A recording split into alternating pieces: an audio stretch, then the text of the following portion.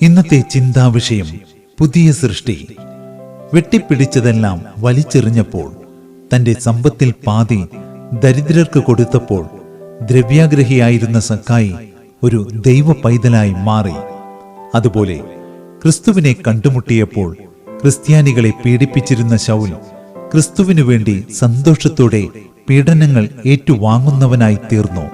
അതെ, നിങ്ങൾ പഴയ മനുഷ്യനെ അവന്റെ പ്രവൃത്തികളോടുകൂടെ ഉരിഞ്ഞു കളഞ്ഞു, തന്നെ സൃഷ്ടിച്ചവന്റെ പ്രതിമ പ്രകാരം പരിജ്ഞാനത്തിനായി പുതുക്കം പ്രാപിക്കുന്ന പുതിയ മനുഷ്യനെ ധരിച്ചിരിക്കുന്നുവല്ലോ എന്ന വചനം സക്കായിയുടെയും ശൗലിന്റെയും ജീവിതത്തിൽ ഒരു യാഥാർത്ഥ്യമായി തീർന്നു. സ്നേഹിത, ഇന്ന് നമ്മൾ വീണ്ടും ജനനം പ്രാപിച്ചിരിക്കുന്നു എന്ന് അവകാശപ്പെടുകയാണെങ്കിൽ അതിലൂടെ നമ്മുടെ ജീവിതത്തിൽ സംഭവിച്ചിരിക്കുന്ന മാറ്റങ്ങൾ എന്തെല്ലാമാണെന്ന് സ്വയം ആരാഞ്ഞറിയുന്നത് നല്ലതാണ്.